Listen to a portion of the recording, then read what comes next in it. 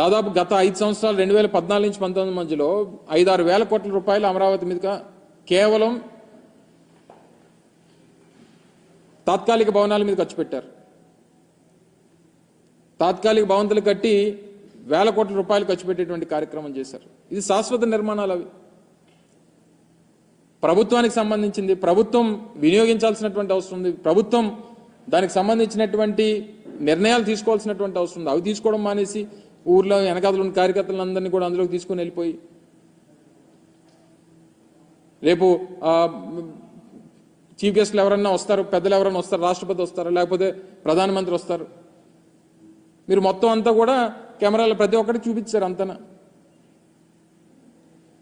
అంటే ఒక చీఫ్ గెస్ట్లో లేకపోతే విఐపీసో వివిఐపీసో ఉండేటువంటి దాన్ని బ్లూ ప్రింట్ అసలు బయటికి వెళ్ళడానికి లేదు. గతంలో మేము ప్రారంభించినప్పుడు కూడా మీరు అందరూ అడిగారు, నేను మంత్రిగా ఉన్న ప్రారంభంలో నేను కూడా పాల్గొన్నా.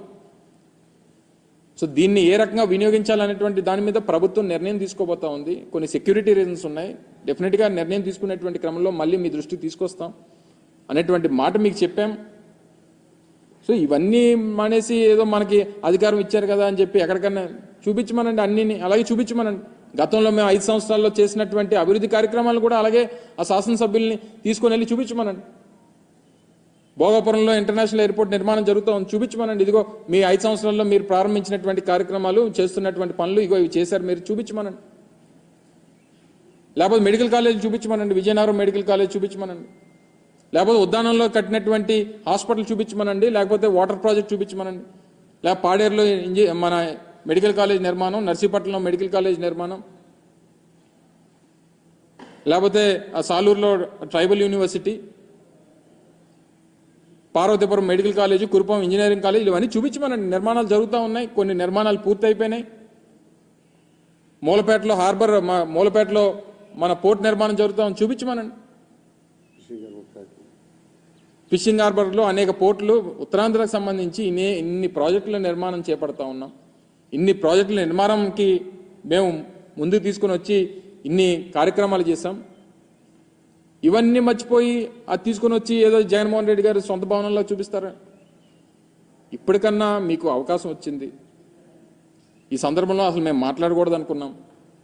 మీకు 6 నెలల్లో సంవత్సరం సమయం ఇవ్వాలి. అధికారం ప్రజలు ఇచ్చారు, దాన్ని ఏ రకంగా మీరు వినియోగించుకుంటారో. మేము ప్రజలకు చాలా మంచి చేశాం, మాకన్నా మంచి చేస్తారని చెప్పి ఆశించి మీకు ఓట్లేశారు. దాన్ని ఏ రకంగా నిలబెట్టుకోవాలనేటువంటి ప్రయత్నం చేయాలి తప్ప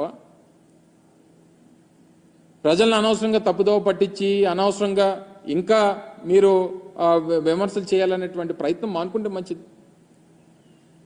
ఇదే గంటా శ్రీనివాసరావు గారు ఆ రోజు మొదట్లో 2019లో విశాఖపట్నం రాజధాని అని చెప్పి ఒక నిర్ణయం మా ప్రభుత్వం చేసినప్పుడు స్వాగతించింది ఆయనే మొదటగా. మరి వారికి గుర్తుందో లేదో నాకు తెలియదు, కానీ నాకైతే బాగా గుర్తుంది. ఇదే గంటా శ్రీనివాసరావు గారు పాపం ఆ రోజు స్వాగతించారు. విశాఖపట్నం రాజధానిని చేయడం అనేటువంటిది మంచి నిర్ణయం, మంచి ఆలోచన ప్రభుత్వం చేసిందని చెప్పి స్వాగతించారు. సరే, ఇప్పుడు ఏదేమైనప్పుడా నిర్ణయాలు ఆయన ఆలోచనలు మారినా ఏది మారినా ఇది ప్రభుత్వంలో ఉండగా అధికార పార్టీలో ఉన్నారు, వారు అధికారంలో ఉన్నారు. ఈ రకమైనటువంటి దుష్ప్రచారం అనేటువంటిది సమంజసం కాదు. ఇప్పటికన్నా అది ప్రభుత్వ భవనాలు అనేటువంటిది వారన్నా గ్రహించాలి. ప్రజలకు ఎలాగ తెలుసు, అదేదో జగన్మోహన్ రెడ్డి గారు సొంత ఇల్లు కట్టుకున్నట్టుగా దాన్ని చిత్రీకరించేటువంటి ప్రయత్నం మొదటి నుంచి రుషికొండని ఆక్రమించుకున్నారు అనేటువంటి దుష్ప్రచారం చేసిన ఆక్రమణలు జరిగింది. దాని ఎదురుగా ఉన్నటువంటి గీతం కాలేజీలో జరిగినాయి. దాదాపు 23 ఎకరాలు ప్రభుత్వ భూములు ఆక్రమించుకుంది ఆయన.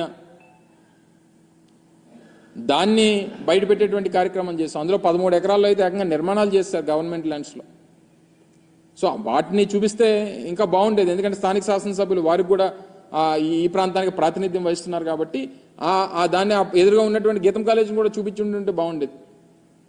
సో ఏదేమైనప్పటికీ ఇది మేము విమర్శలు చేయడానికి కానీ వాళ్ళు మా మీద దుష్ప్రచారం చేయడానికి ఇది సమయం కాదు.